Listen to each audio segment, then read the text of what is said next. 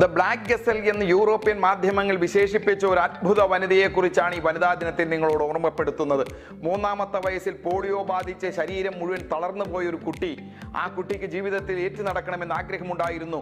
ഡോക്ടർമാർ മുഴുവൻ തനിക്ക് ഒരിക്കലും എഴുന്നേൽക്കാൻ കഴിയില്ല എന്ന് വിധി എഴുതി. 8-ാമത്തെ വയസ്സിൽ അമ്മയോട് വടിവെട്ടി തരണമെന്ന് പറഞ്ഞ് നടക്കുവാൻ അമ്മ നിസ്സഹായയായി മുഖത്തേക്ക് നോക്കി. പക്ഷേ അമ്മ വടിവെട്ടി നൽകി. 12-ാമത്തെ വയസ്സിൽ ആ കുട്ടി നടക്കുവാനുള്ള ശ്രമങ്ങൾ ആരംഭിച്ചു.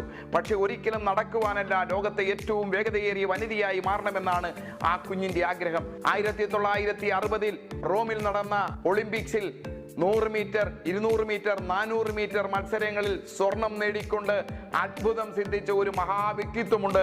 തന്റെ ദൃഢനിശ്ചയവും ആത്മവിശ്വാസവും കൊണ്ട് മാത്രം ലോകത്തെ മുഴുവൻ കീഴടക്കിയ അത്ഭുത വനിത, ആ അമേരിക്കയുടെ കറുത്ത വർഗക്കാരിയായ വിൽമ റുഡോൾഫ് എന്ന ആ വനിതയുടെ മുന്നിൽ ഇന്നത്തെ വനിതാ ദിനം ആദരപൂർവ്വം സമർപ്പിക്കുന്നു.